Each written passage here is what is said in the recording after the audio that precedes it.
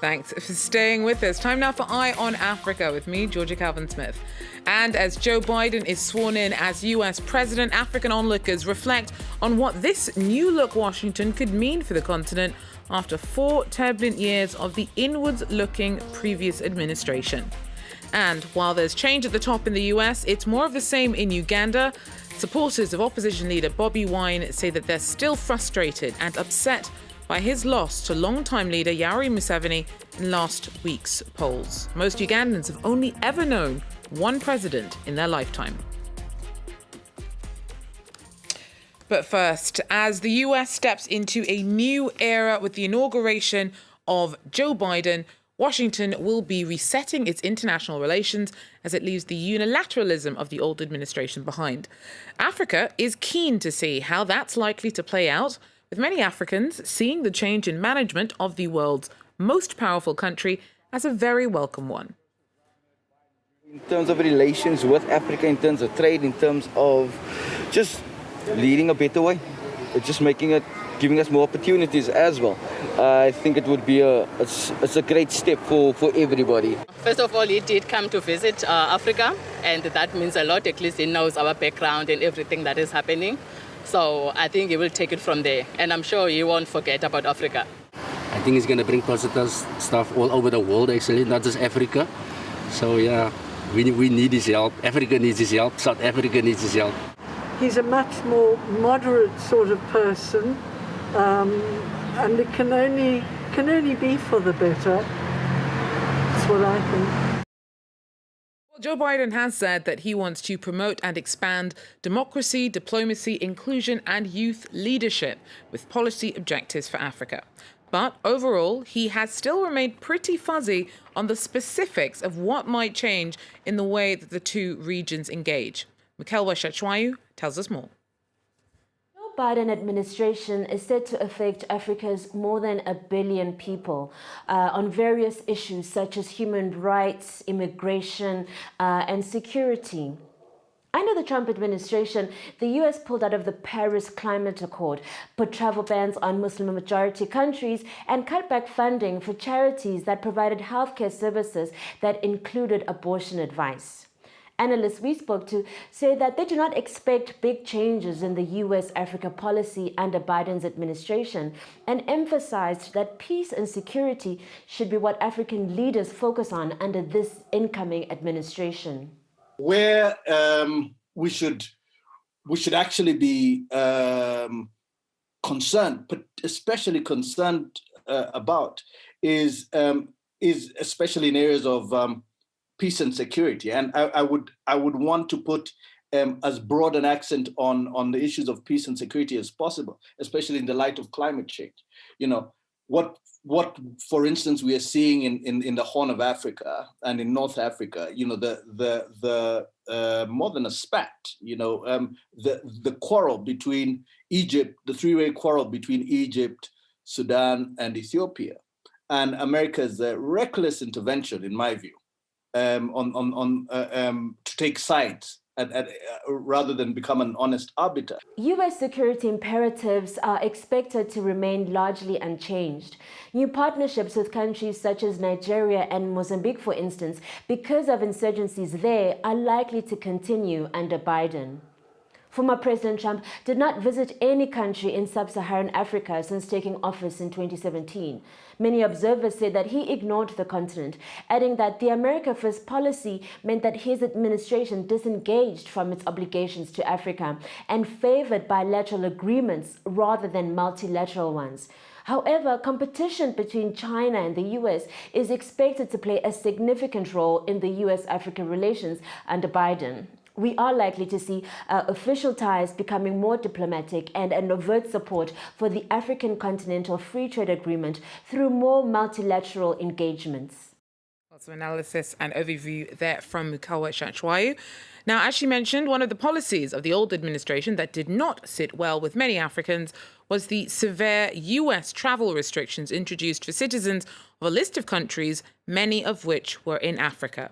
The hope is that the return of a more traditional approach to diplomacy from Washington under Biden could be to Africa's advantage. Shirley Sitman tells us more. The so-called Muslim travel ban is one of Donald Trump's policies that is likely to disappear fast. For the former U.S. president, banning entry to nationals of several Muslim-majority countries, many of them in Africa, was a question of national security.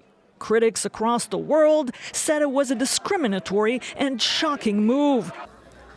Trade between the U.S. and the African continent declined under Trump. Bilateral deals were struck with some major economies like Kenya, but smaller ones were overlooked.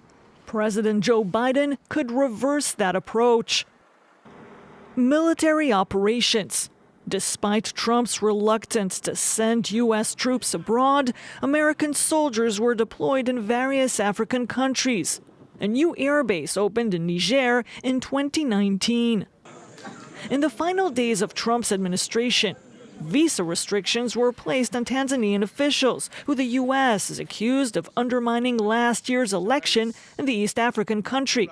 Meanwhile, Uganda accused the U.S. ambassador of meddling in its internal affairs.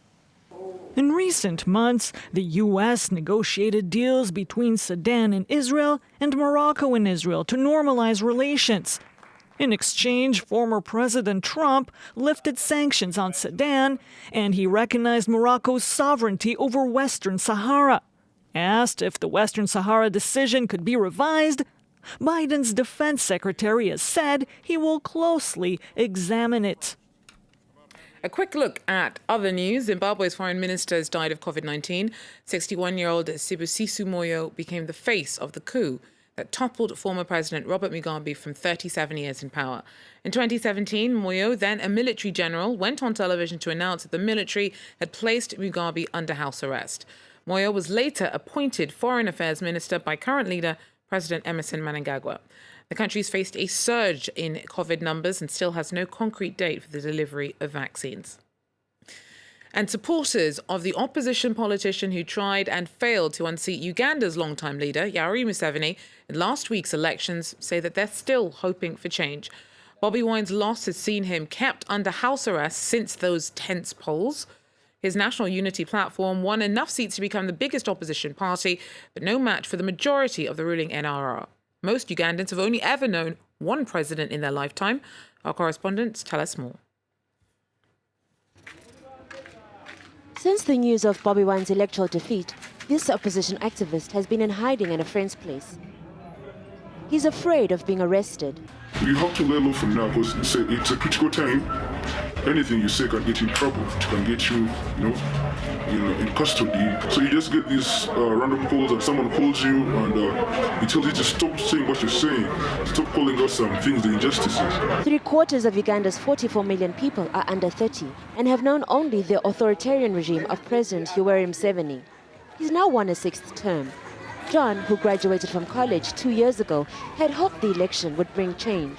I am disappointed that Bobi lost because he's the person we had hope in. He's the person that we were all looking at as our savior, as the person who was going to remove the person who ruled for 35 years. And it didn't happen, it didn't come. And we have to go back again for the 5 years of suffering.